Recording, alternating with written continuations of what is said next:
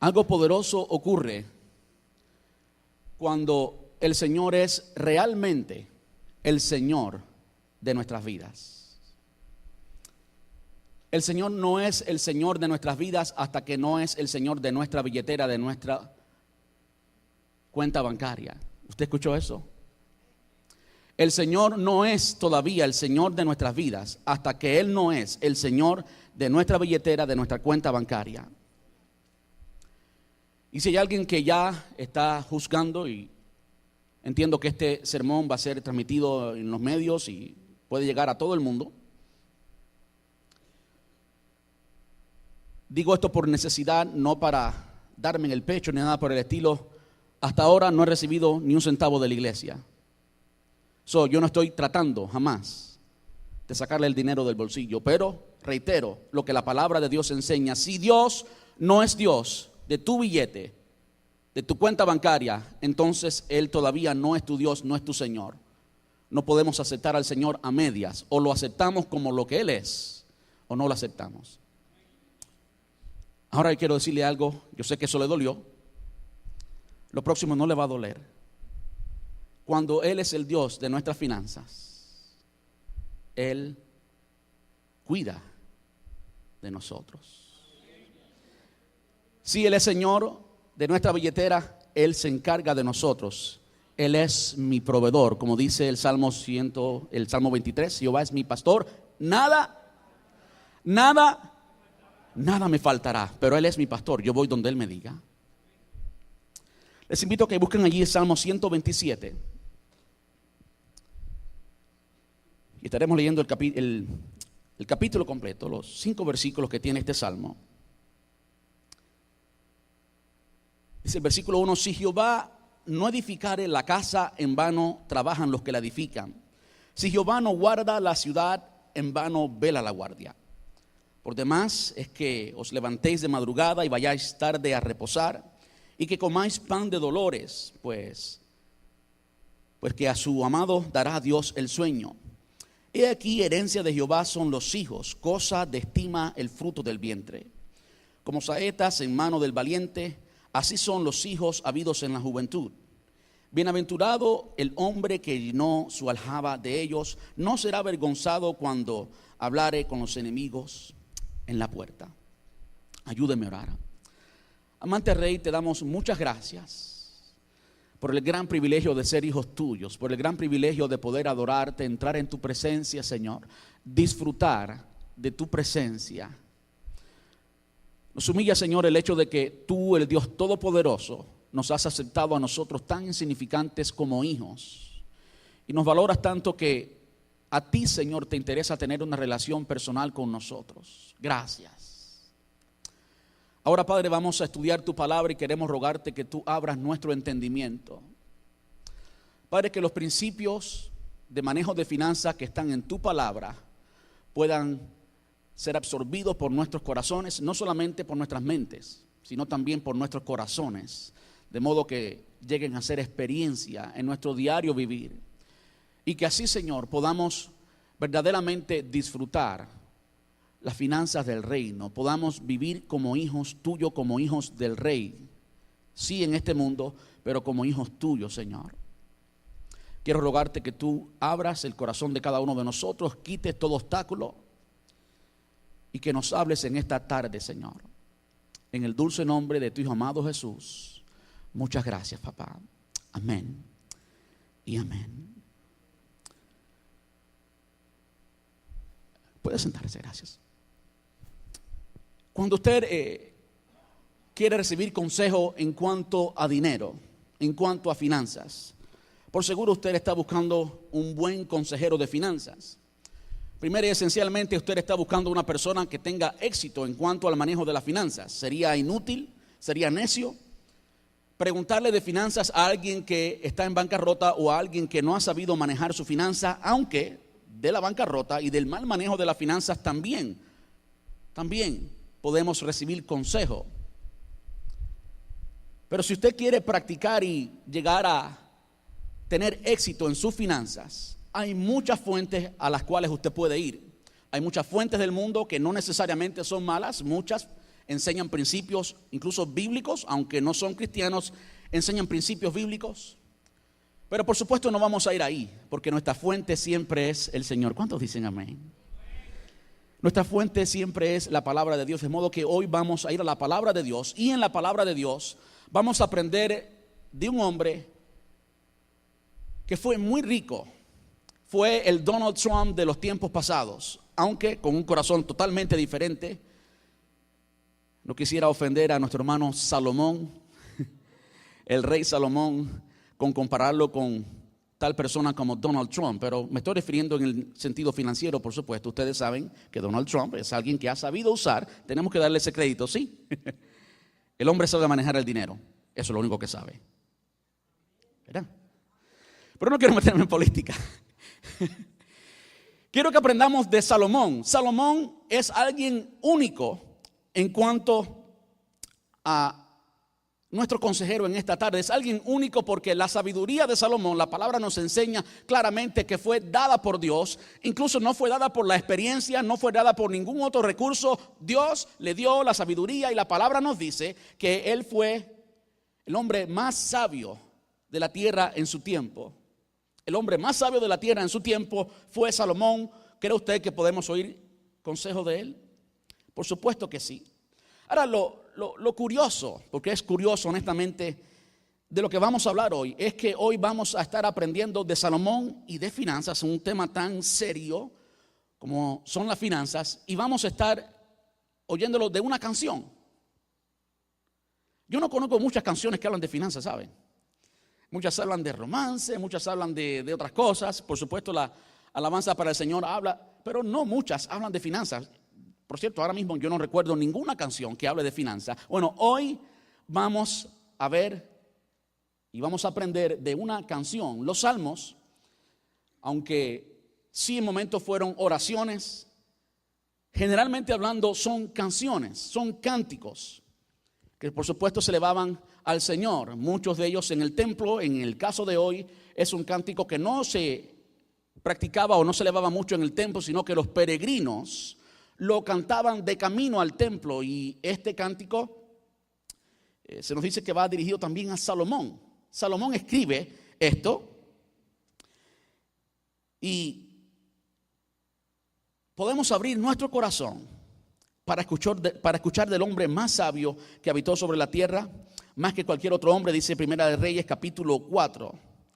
Ahora, algo curioso en la vida de Salomón, a pesar de haber tenido la sabiduría de Dios, él mismo no fue atento, él mismo no respondió a esa sabiduría, de modo que los finales de la vida de Salomón no fueron los más exitosos, no fueron lo mejor. Y no fue lo mejor, escúcheme bien porque tiene que ver con finanzas, porque Salomón no valoró lo que tiene valor. Salomón no valoró lo que tiene valor, quizás porque tenía mucho. Se trata de relaciones personales, algo que es eterno y que tiene mucho valor. Yo sé que quizás usted no esperaba escuchar algo así, pero sí, cuando hablamos de algo que tiene valor, es algo que es eterno, algo que no es material, y se trata de relaciones personales. Y quizás cuando tenemos nuestro enfoque, cuando tenemos nuestros principios, en acuerdo a los principios de Dios, en coherencia con los principios de Dios, Dios valora las relaciones personales, ¿sí o no? De modo que sacrificó a su Hijo unigénito para que todo aquel que en Él cree no se pierda, mas tenga vida eterna. ¿Valora Dios o no las relaciones personales? Claro que sí. Ahora, en el caso de Salomón, hablando de la sabiduría de Salomón, los logros de Salomón, Salomón era un constructor extraordinario. Salomón era un constructor como yo no conozco ninguno, no conozco ninguna compañía de construcción que se compare siquiera con Salomón. Salomón primeramente fue quien edificó el templo allí en Jerusalén. 7 años y medio edificando el templo.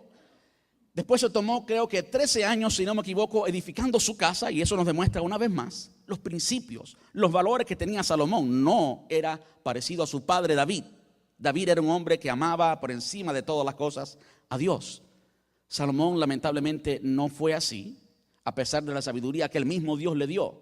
Y lo vemos tangiblemente en el hecho de que él en 7 años y medio construyó el templo y se tomó 13 para construir su propio palacio allí también en Jerusalén, lo cual era un lujo.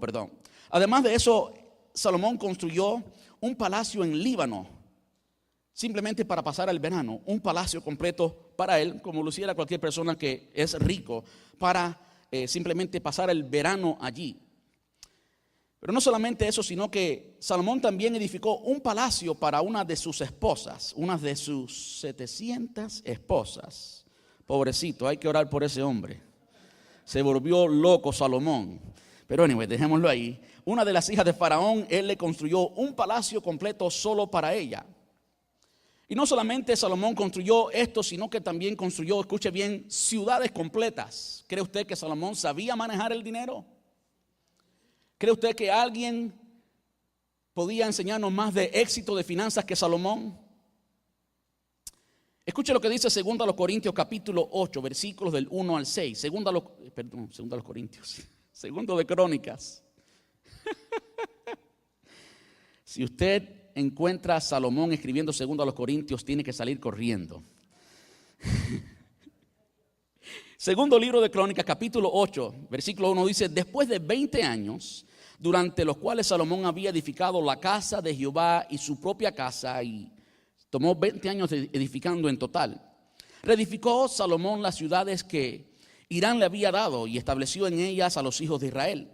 Después vio Salomón a Hamat de Soba y la tomó, una ciudad, y edificó a Tadmor en el desierto, una ciudad en el desierto. Salomón la edificó, así que Donald Trump tiene que preguntarle a Salomón y tiene primero que aceptar a Jesús para que Salomón le dé entrada.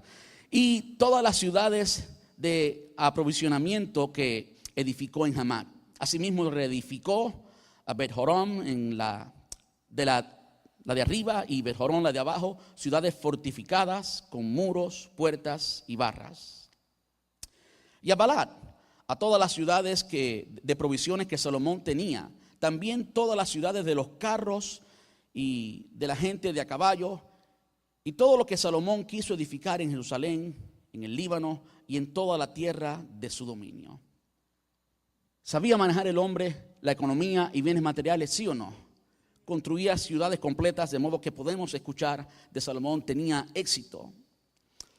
Ahora, hay algo que ocurre en la vida de Salomón. Después de la dedicación del templo, el Señor le habla y le dice: mira, Salomón, si tú me honras y el pueblo de Israel me honra. Salomón era, por supuesto, rey de Israel en este tiempo. Si tú me honras y el pueblo me honra, entonces yo voy a estar con ustedes y van a experimentar prosperidad, van a estar bien. Pero si ustedes se vuelven contra mí, si ustedes me dan la espalda, si me abandonan, si no practican mis principios, entonces todo esto, todo lo que Salomón había construido, incluyendo el templo, va a ser totalmente destruido. Estas fueron las palabras del Señor a Salomón. ¿Cuál era el problema de Salomón? Bueno, Salomón, como decía ahorita, tenía 700 esposas, y si eso no fuera necesario y suficiente, tenía además de esas 700 esposas 300 concubinas, 300 queridas. Y permítanme hacer un pequeño paréntesis en medio de esta predicación acerca de finanzas, para hablar acerca de matrimonio y de todo esto, porque sé que todos están haciendo la pregunta: bueno, ¿y qué pasaba entonces? Que hoy no se puede. Y los hombres que están, quizás tienen esa pregunta aquí, no se atreven a decirlo porque la esposa le da con el codo. Y muchos creemos que Salomón, pues, era un hombre muy privilegiado. Salomón, no creo que haya sido...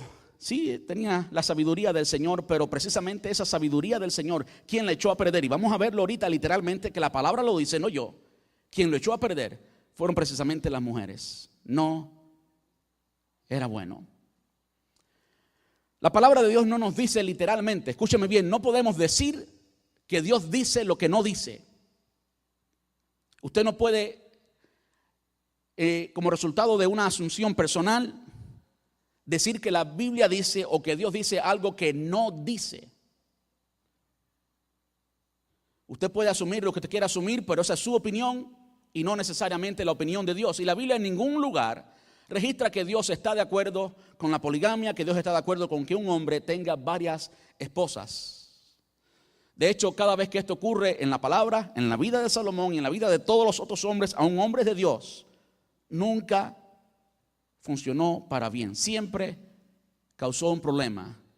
Si usted va atrás al Génesis, Dios no hizo a María, Josefa, Fernandina y no. Dios hizo a Eva.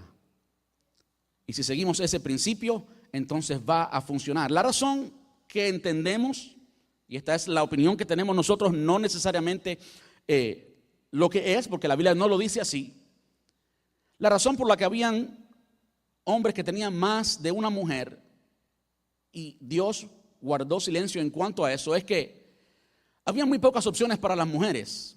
Las mujeres que no tenían un esposo adinerado y las mujeres que no tenían esposo, o bien terminaban como prostitutas o bien morían de hambre, pero no había muchas opciones, de modo que ellas preferían ser esposa de un hombre que tenía varias esposas y al menos así tenían provisión de ese hombre. Especialmente muchas querían ser esposas de Salomón porque era un hombre de billete, él era el que manejaba el Lamborghini, el que tenía el penthouse, y pues Salomón tenía lo que quería y era el rey, así que no había mejor esposo en todo Israel que Salomón. Pero aún así, como vamos a ver en un momento en este sermón, esto no funcionó para bien para Salomón, y ahí termino el paréntesis. Así que todos aquellos hombres que tenían esa ilusión, olvídese de eso. Dele gracias a Dios por su esposa. Ame a su esposa, disfrute a su esposa, viva para ella, y la palabra del Señor nos aconseja que así como Cristo amó a la iglesia, así nosotros debemos amar a nuestras esposas. Las mujeres tienen que dar un aplauso grande a eso, sí. Eso es lo que dice la Biblia, no, usted no me está aplaudiendo a mí, está aplaudiendo lo que la palabra dice. Dios está siempre correcto, Dios está siempre bien. Entonces Salomón tenía 700 esposas y 300 concubinas. Yo no sé qué hacía Salomón con 1000 mujeres, yo no sé, estaba loco. Perdonen, me pasé de ahí de mi autoridad, pero esa es simplemente mi opinión. Yo no sé qué hacer con una muchas veces, no sé qué hacía él con 1000. Pero bueno, dejémoslo ahí. Vayamos a Primero de Reyes, primer libro de Reyes, capítulo 11. Y vamos a ver lo que la palabra de Dios dice acerca de esto. Y estamos hablando de finanzas y tiene que ver, escúcheme bien, tiene que ver, por eso lo estoy diciendo. Y cuando Salomón era ya viejo, sus mujeres inclinaron su corazón tras dioses ajenos, y su corazón no era perfecto como Jehová su Dios, con Jehová su Dios como el corazón de su padre David. Porque Salomón siguió a Astoret, diosa de los sidonios, y a Milcom, ídolo abominable de los amonitas. E hizo Salomón lo malo ante los ojos de Jehová, y no siguió cumplidamente a Jehová como David su padre. Y lo que el Señor le había dicho después de la construcción del templo y de la dedicación del templo se cumplió. ¿Qué fue lo que se cumplió? Que todas esas ciudades amuralladas y fortificadas, para que usted tenga una idea, en el Antiguo Testamento usted va a ver en varias ocasiones, incluso es tan histórico, es algo tan remarcable, que en el Nuevo Testamento también se menciona el pórtico de Salomón o la puerta de Salomón. Usted sabe cuál era el pórtico de Salomón y la puerta de Salomón. Era algo majestuoso, era una obra arquitectónica tremenda, pero además de eso, a Salomón evidentemente le importaba cuidar lo que tenía. De modo que esta entrada, esta puerta, este pórtico consistía de 4 pórticos en realidad. De modo que era para protección. Cuando alguien rompía la primera puerta, incluso habían diferentes flechas y diferentes armas. Quien estuviera ahí, de ese primer batallón que entrara, todos quedaban. Y había otra puerta más. La gente pensaba que llegaba a la ciudad, rompía la primera puerta y entraba. No. Salomón tenía 4 puertas y el pórtico de Salomón consistía de esto. A Salomón le importaba la protección de sus ciudades.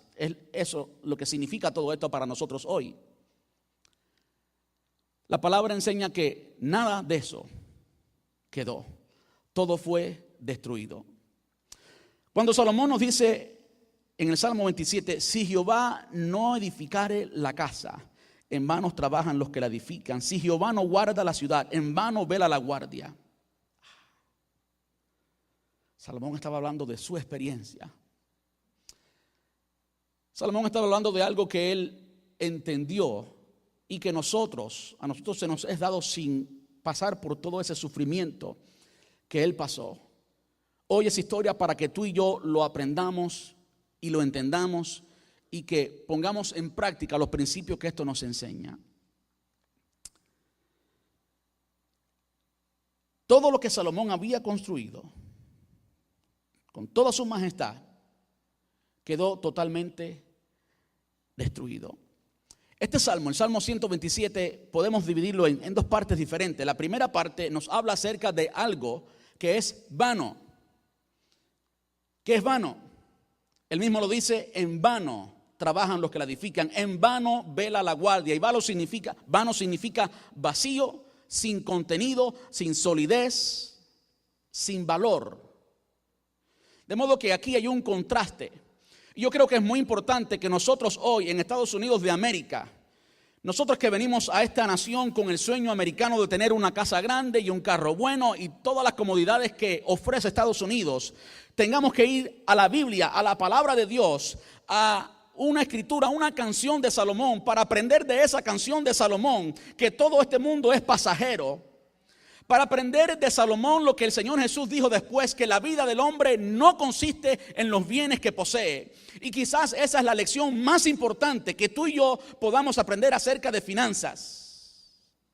Si Jehová no edifica la casa, en vano trabajan los que la edifican. Si Jehová no vela la ciudad, en vano vela la guardia. De modo que este sermón yo le he titulado, se me olvida, invitando al dueño del banco. Invitando al dueño del banco. Hoy tú estás aquí sentado, pero en tu mente tú estás sentado con el dueño del banco, y el dueño del banco te está hablando cómo es que se manejan las finanzas en el reino. Y lo primero que tenemos que valorar y lo primero que tenemos que entender es que si Jehová no es quien edifica, en vano estás trabajando. Si Jehová no está contigo, si tú no estás invitando a Dios a manejar tus finanzas y no es Él quien está contigo, en vano será todo lo que estás haciendo. Yo no sé cuántos han experimentado eso, trabajar en vano. Yo no sé cuántos de ustedes han hecho tanto esfuerzo, y creo que ha sido una experiencia repetidamente en muchas de nuestras vidas, y a veces no hemos llegado a entenderlo, y Dios quiere que hoy tú lo entiendas.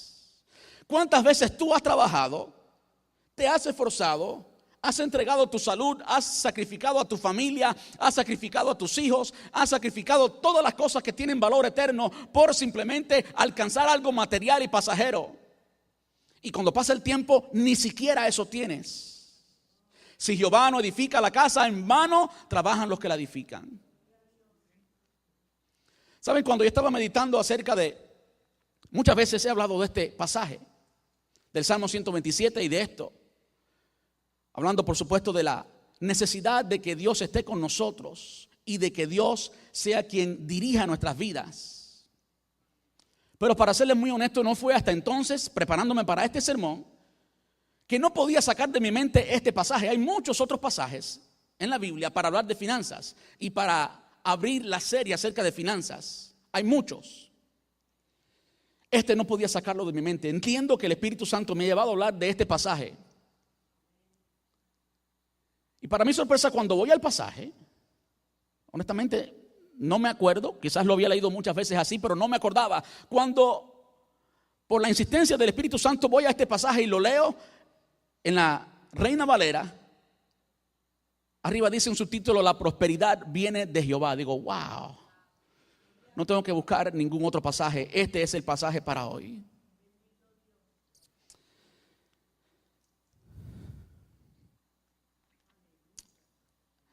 De modo que lo primero que tenemos que hacer, escúcheme bien, para aprender de finanzas es definir dónde están nuestros valores. En el pasaje, los dos primeros versículos, cuando habla acerca de la ciudad y habla acerca de la casa, los cuales son materiales, pero al mismo tiempo tiene que ver con familia, tiene que ver con comunidad, porque una casa, ¿para qué usted tiene casa? Para que habite su familia. Y para que usted construya una ciudad, ahí está la comunidad Ahí está su familia extendida. Allí usted hace relaciones. Pero al mismo tiempo, casa y ciudad son términos materiales, son cosas materiales. Una casa es algo material y también una ciudad es algo material. Y a mí me llama mucho la atención que en estos dos versículos, los dos primeros, está la palabra en vano trabaja. En vano trabaja. No es coincidencia, no es un pensamiento inherente de Salomón lo que continúa diciendo el Salmo. Muchas veces yo lo he leído y digo, bueno, ¿qué tiene que ver una cosa con la otra? No, Salomón no estaba loco, y mucho menos cuando entendemos que estaba siendo inspirado por el Espíritu Santo cuando escribe esto. Esto salió de la boca de Dios y no simplemente del pensamiento de Salomón. Y es lo siguiente, el versículo 3. He aquí, herencia de Jehová son los hijos, cosa de estima el futuro del vientre. Como saetas en mano del valiente, así son los hijos habidos en la juventud. Bienaventurado el hombre que llenó su aljaba de ellos. No será avergonzado cuando hablare con los enemigos a la puerta. Ahí está el contraste de valores. Si resumimos todo eso en solo una cosa, está la familia allí.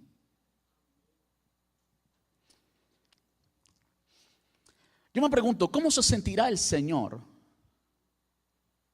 ¿Cómo se sentirá el Señor, nuestro Dios, acerca de nosotros y cómo manejamos nuestros recursos y cómo valoramos la familia?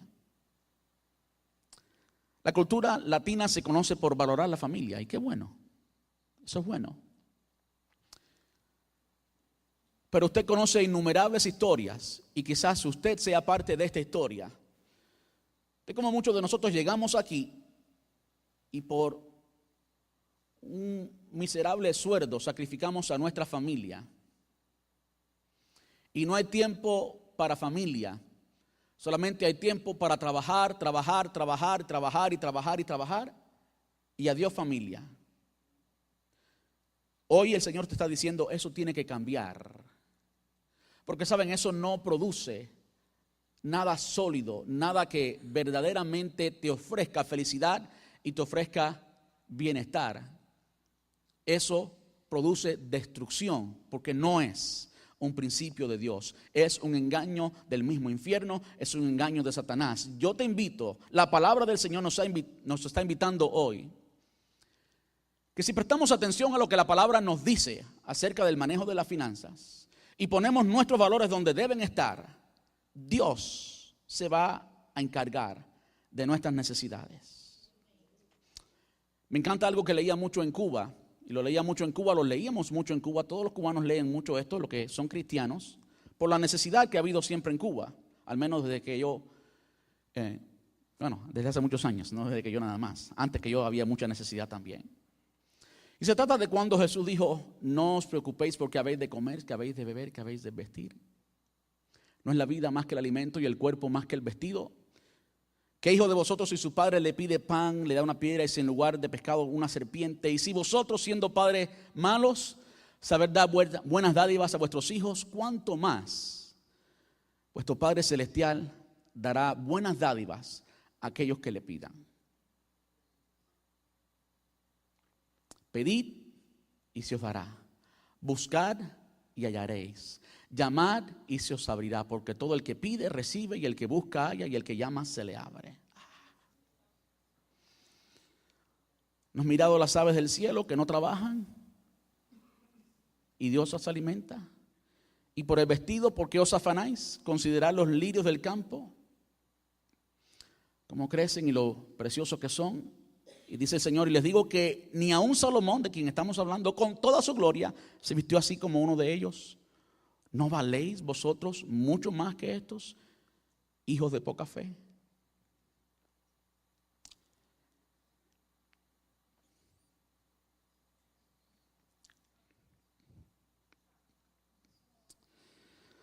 Yo creo que el Señor nos está hablando hoy porque lo hemos sacado de la ecuación. Lo hemos sacado de nuestras finanzas. No sé por qué, Pensamos que Él sí nos salva y Él nos redime de muchas cosas, pero a veces cuando se trata de nuestras finanzas, pues lo sacamos, lo dejamos fuera, y Él quiere que le invitemos. Él quiere gobernar nuestras finanzas. Cuando Él gobierna verdaderamente nuestras finanzas, entonces vamos a estar bien. Cuando Él verdaderamente gobierna nuestras finanzas, vamos a estar bien.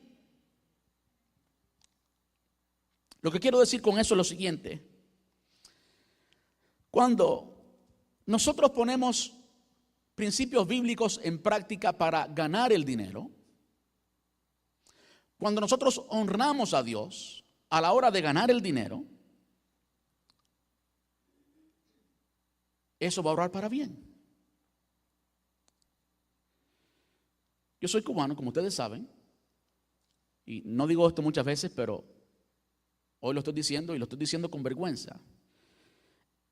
No porque estoy avergonzado de ser cubano, soy cubano y digo hacer y todas esas cosas. Yo soy cubano de verdad y no me avergüenzo de ser cubano, pero hay una parte de la cultura cubana y de la cultura latina en general, no solamente la cubana, que nos debe llamar la atención, y es lo siguiente: somos los primeros para el fraude. Usted va a Miami y todo es fraude. Fraude por todos los lados, increíble. ¿Por qué? Porque hay muchos latinos. Yo amo la cultura latina. Nuestra iglesia es Iglesia Hispana de Brando. Evidencia que amo la cultura latina, ¿verdad? Pero no podemos ignorar las fallas de la cultura latina. Nosotros, como cultura, no hemos honrado a Dios en la forma en que ganamos el dinero. No hemos honrado a Dios en la forma en que ganamos el dinero. Yo he hecho negocios en Miami. Ninguno me ha pagado bien. Algunos ni me han pagado. Amigos de amigos, no de gente extraña, amigos de amigos. Ah, sí, qué bueno, yo te lo hago. Ven. Le doy el servicio como si nunca hubiera hecho nada. Increíble, algo increíble, algo que se ha vuelto, valga la redundancia, una cultura dentro de los latinos.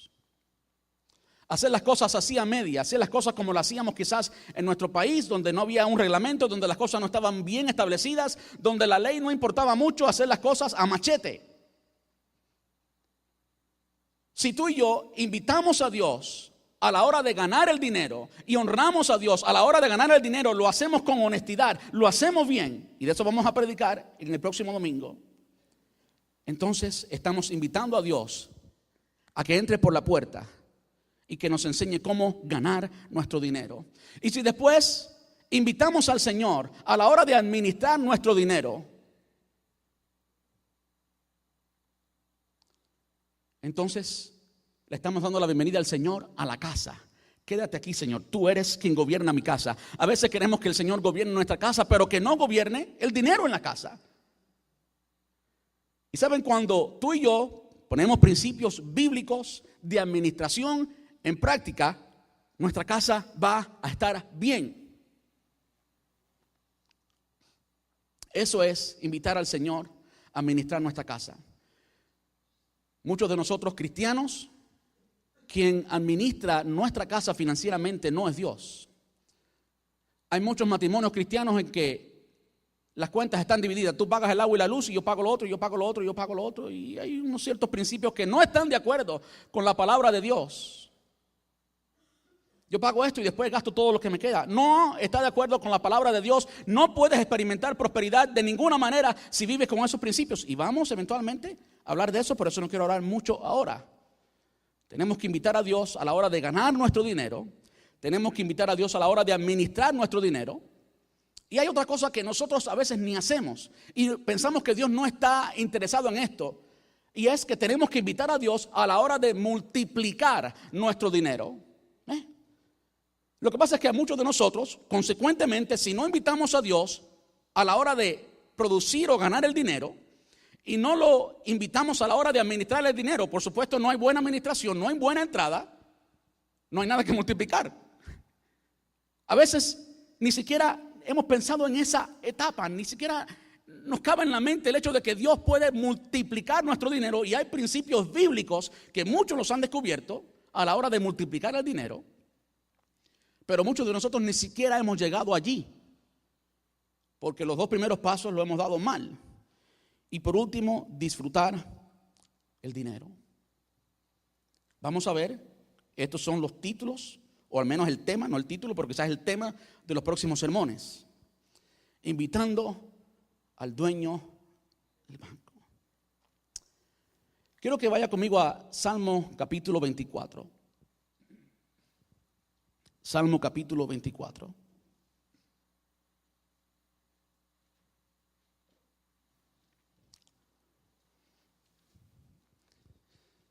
Yo no lo voy a leer todo, incluso no lo tengo enfrente de mí. Es algo que lo he aprendido de memoria, básicamente. 34 años en el Evangelio, más me vale. ¿Qué dice ese salmo? De Jehová es la tierra y su plenitud, el mundo y los que en él habitan. Porque él la fundó sobre los mares y la estableció sobre los ríos. Y sigue hablando. Quiero que lo dejemos hasta ahí.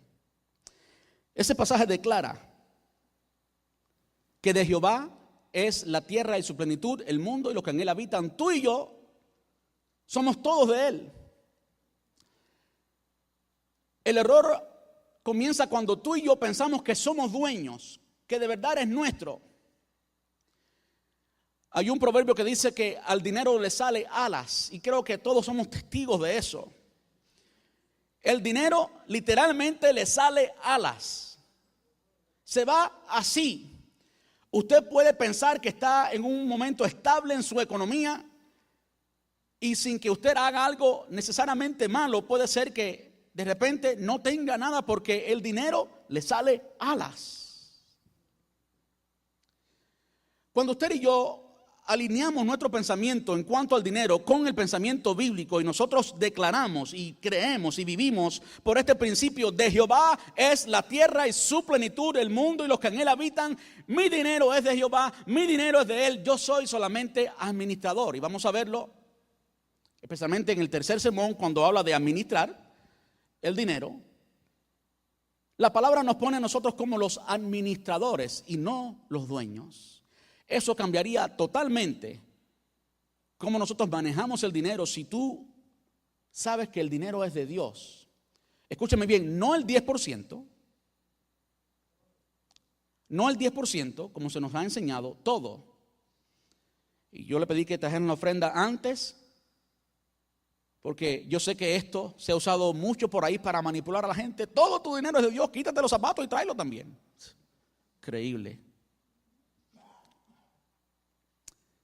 En la promoción de la serie yo he hablado cómo el apóstol Pablo le escribe a Timoteo, su discípulo, un pastor joven que iba a enfrentar un gran reto pastoreando una iglesia, y él le dice que vendrían hombres avaros, amadores de sí mismos. Y estos hombres avaros y amadores de sí mismos son los que han endurecido el corazón de la gente y han abusado de la generosidad de la gente. De modo que yo entiendo por qué hay tanta gente que ha cerrado la puerta y ni siquiera quiere oír para nada de finanzas. Porque lamentablemente, y tengo que aceptar esto, lo que más la iglesia ha hecho cuando habla de finanzas es diezmo, es dame, es dame, es dame. De modo que no hemos enseñado a dar, no hemos enseñado a administrar, de modo que la gente no tiene. Y después le estamos diciendo, dame, dame, dame. De modo que lo que tiene se lo da a uno o se lo da a la iglesia. Y hay muchas personas que le han prometido diferentes cosas que Dios no ha prometido.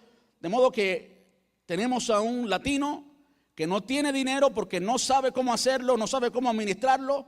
Y lo poco que tiene, viene un charlatán y se lo lleva. Y esa persona piensa que le dio a Dios cuando no le dio a Dios. Enriqueció y construyó la casa de un hombre que se dice ser hijo de Dios, que se dice ser siervo del Señor. Y la Biblia le dice que es un avaro. Alguien que no tiene piedad, alguien que no es de Dios, que es un falso. Y entonces la iglesia de Jesús sufre las consecuencias. La iglesia de Jesús sufre las consecuencias y hemos sido muchas veces víctimas, hablando generalmente de esto. Pero yo quiero animarles a que usted invite a Dios, el dueño del banco, el dueño del dinero, a que administre sus finanzas. Que usted invite a Dios desde el principio, cómo la ganamos. Que usted invite a Dios en el medio, cómo administramos nuestras finanzas, que usted invite a Dios después que usted está tranquilo a la hora de multiplicar el dinero y construir riquezas. Quiero tomar la oportunidad para decirle que el amor a las riquezas, el amor al dinero es malo. Pero tener riquezas no es necesariamente malo. El dinero no es necesariamente malo. El dinero de hecho prueba tu carácter. Tú quieres saber el carácter de alguien, dale dinero y vas a saber lo que hay en el corazón de esa persona. Un pasaje que a mí me encanta mucho cuando hablo de esto, de dinero y de prosperidad y de todo esto. Yo sé que es un tema muy sensible y vamos a debatirlo a lo largo de la serie. Es el Salmo 1. El Salmo 1. En ese Salmo hay dos promesas que a toda esta gente que le encanta la prosperidad, ellos creen mucho en esto y lo citan mucho. Será como árbol plantado junto a corrientes de agua, que da su fruto a su tiempo y su hoja no cae. Y todo lo que hace prosperará. ¡Wow! ¿A quién no le gusta eso? A mí también me gusta eso. Pero esa promesa es condicional y la condición es lo que está antes. Y la primera condición es una condición que ningún mundano puede tener. Bienaventurado el varón que no anduvo en consejo de malos, ni anduvo en camino de pecadores, ni en silla de escarnecedores se ha sentado. De hecho, con eso no cumple ninguno de nosotros, nadie cumple con eso. Eso cumplió solamente una persona, Cristo Jesús. Y eso llega a ser parte nuestra cuando somos creyentes y esa justicia de Cristo es pasada a nosotros, de modo que cumplimos a través de Jesús con esa primera condición de este salmo. Sola y únicamente por gracia a través de Jesús, no porque te lo hayas ganado. Ahora, lo segundo es algo que tú puedes hacer. Y es, sino que en la ley de Jehová está su delicia. Delicia. No vamos a... Ya leí la Biblia hoy, ya terminé eso. No. En la ley de Jehová está su delicia. Y en su ley medita de día y de noche. Meditando todo el tiempo la palabra de Dios. ¿Qué pasa con alguien así? Que termina inevitablemente actuando como Dios, porque sus pensamientos, su disco duro, su sistema operativo, lo que tiene es palabra de Dios, es principios bíblicos, es lo que la Biblia enseña. Inevitablemente, consecuentemente, esa persona va a vivir como Dios. Va a vivir no valorando lo material y temporal, sino valorando lo eterno, valorando lo que importa. Esa es la persona a quien Dios puede bendecir. Todo lo que hace prosperará. Esa es una persona que va a tener, sí. Por supuesto, cuando hablamos de tener y cantidades y demás, tenemos que entender que lo que es mucho para mí, quizás no sea mucho para alguien en África. Quizás para alguien en África tener una casa de madera sería lo máximo. Mucho es relativo y es relativo depende en el contexto en que vivimos. En el contexto de América, pues, quiero dejarles con esto. Si tú verdaderamente quieres que Dios bendiga tus finanzas, y yo honestamente anhelo, ver a una iglesia que sale de lo mucho que nos han enseñado y de lo mucho que nos han manipulado, que salgamos de eso, salgamos de las heridas causadas por eso, de las secuelas causadas por eso, y vayamos a la palabra de Dios, y allí en la palabra de Dios aprendamos cómo hacer dinero, cómo administrar dinero, cómo multiplicar el dinero y cómo honrar a Dios con el dinero. Hasta ahora muchos han aprendido solamente cómo ser generosos, incluso en una forma que no produce generosidad, obligando. ¿En qué me habéis robado en vuestros diezmos y ofrendas? Y hablaremos de eso también. La iglesia ha pedido sin enseñar a ganar, sin enseñar a administrar, sin enseñar a multiplicar, y consecuentemente no hay nada para ser generoso. Pero cuando usted y yo ponemos en práctica los principios bíblicos para ganar, para administrar, para multiplicar, y honramos a Dios en cómo disfrutamos el dinero, entonces usted es un candidato para que Dios bendiga el fruto de tus manos. ¿Cuántos quieren eso? No estoy hablando de la super prosperidad. Esto no es la doctrina de la prosperidad. Yo deseo eso. Yo deseo el bienestar para mi familia. Si Jehová no edifica la casa, estamos hablando de familia. De modo que El consejo de Dios hoy es: invítame, no me dejes fuera, invítame a tu bolsillo, invítame a tu banco, invítame a manejar tus finanzas. Ya dimos, no vamos a recoger ofrenda ahora, pero yo quiero pedirle que usted saque su billetera, su cheque, lo que usted tenga, su teléfono, si usted usa mucho el teléfono y usa wallet en el teléfono, que lo saque.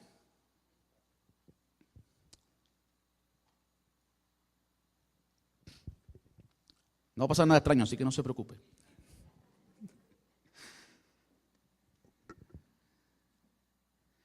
Diga, dígalo conmigo, esto no es mi Dios. Esto no es mi Dios. Mi Dios es Jesús. Jesús dijo, escuche bien, Mateo capítulo 6, es imposible servir a Dios y a las riquezas. Es imposible servir a Dios y a las riquezas. De modo que en esta serie vamos a aprender cómo hacer que nuestro dinero nos sirva a nosotros, porque lo que ha habido es totalmente lo opuesto en nuestros valores. El dinero nos gobierna a nosotros y nosotros no damos nada para el Señor. Eso es lo que ha pasado. Lo opuesto es cuando nosotros ponemos en práctica los principios bíblicos y hacemos que nuestro dinero nos sirva a nosotros, de modo que Él no es nuestro amo, sino que Él hace, Él se rige, Él tiene que someterse a lo que la palabra enseña de finanzas. Entonces nosotros vamos a poder servir a Dios y servir a nuestro prójimo. Entonces usted puede ser generoso y generosa. Vamos a estar puestos en pie.